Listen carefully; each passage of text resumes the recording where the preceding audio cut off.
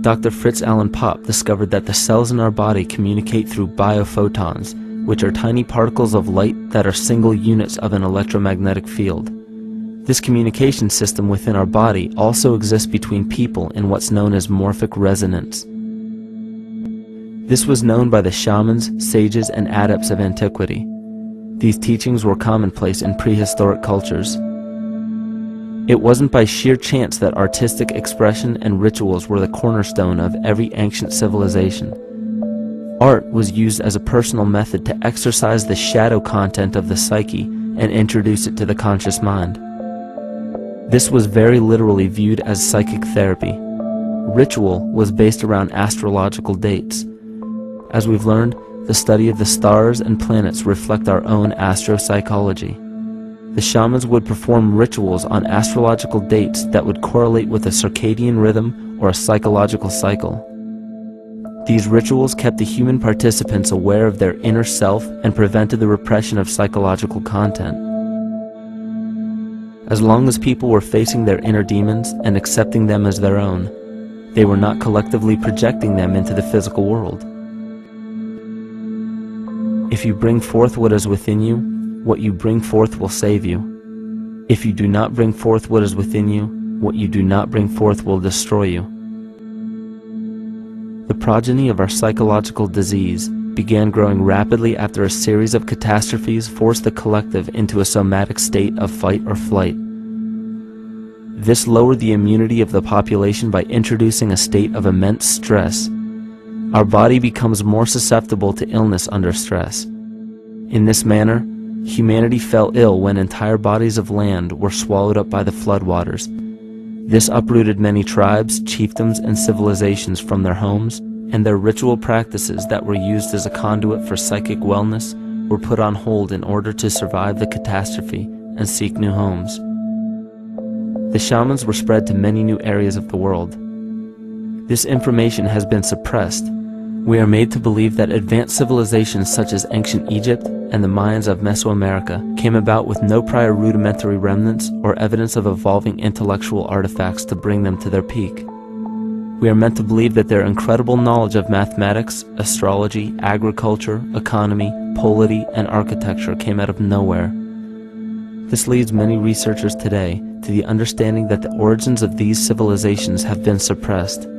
Not surprisingly, the force that has guided the suppression of this knowledge comes from the exact bloodline of the political and religious leaders stated previously. These are some of the notable book burnings and suppression of important texts in our history.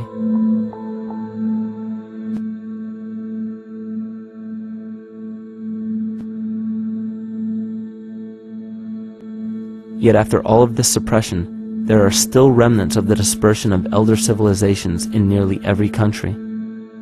There is tremendous evidence of ancient cultures visiting North America long before the conventional belief of European colonization. Barry Fell states in his book America BC, there are ancient inscriptions now being reported from nearly all parts of the United States, Canada, and Latin America, written in various European and Mediterranean languages in alphabets that date from 2,500 years ago. William Commonus Beaumont wrote, "The Toltec and Maya civilizations never originated on American soil, but appeared there full-blown, with a well-defined art and system of hieroglyphic writing which possesses affinities with Egyptian." It is found that there are thousands of prehistoric sites across New England and several other northern states showing inscriptions, carvings, and mounds created by Druidic mariners as far back as 800 BC. To suppress this information further, it was not only imperative for the bloodline to burn the documented texts containing true historical information, but to wipe out the cultures that derived from these ancient shamans. The most devastating genocide ever endured was and still is the annihilation of shamanic tribes. We've lost our traditional roots and don't know about ritual. The dragon dances and the ghost dances of the Native American Indians, what do you think that was all about? All the shamans of the world, when they do their rituals, they're doing that. Their work, harmonically through dances, is to strengthen the immune system of the earth. You know, but they've been all murdered. So that was why in the 17th century, exactly the same period I'm talking about, there was an all-out agenda that when you come across indigenous people, you annihilate them.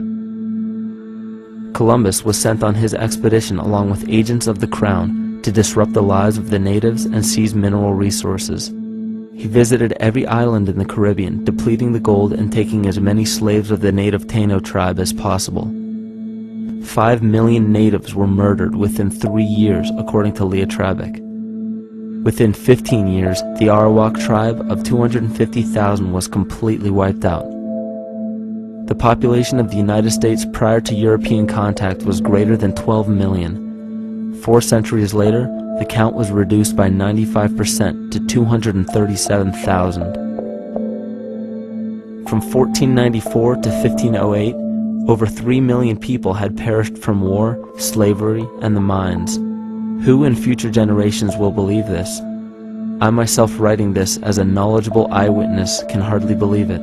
My eyes have seen these acts so foreign to human nature, and now I tremble as I write. Another agent of the false ego bloodline was Hernando Cortez, who decimated the Aztec tribe and plundered their mineral resources. This again was the case through Cortez's second cousin, Francisco Pizarro, who conquered the Incan Empire in Peru. These atrocities are seen throughout Africa, New Zealand, New Guinea, East Timor, and are still seen today in Canada.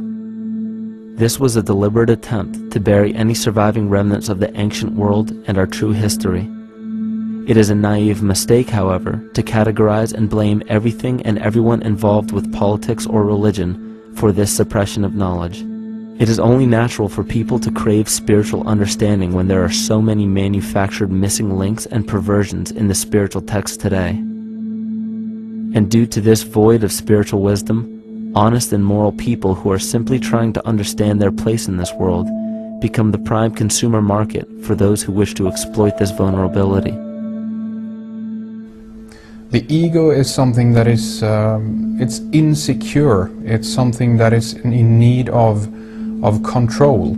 The ego actually is an inferior thing, but it's trying to act like it is something that is superior. Hence this schism occurs between the ego and between the unconscious or the self. There's a kind of a messiah complex at work here as well, I feel, that we project the savior type ideal on someone, and we expect them to save us, and we're not willing ourselves to kind of deal with this and get to the root of why we perhaps feel insecure, or why we feel we don't have enough power to run our own lives, basically. If we look at the New Age movement, for instance, which is another kind of trap in all of this, where people might end up, actually, they're looking for something so bad that they're taking all these things that are handed to us or to them, but it's not really based on any real understanding. It's still kind of coming from a religious type of perspective. People are genuinely seeking something new. They're genuinely seeking a new type of spirituality, or to better themselves, or to change something, but this is being hijacked. And what they actually do is that they lead you into another type of group mentality or new age religion, whatever it is, and people still are not able to kind of really break free from that and follow their own journey or their own path, which I think is very important in all of this.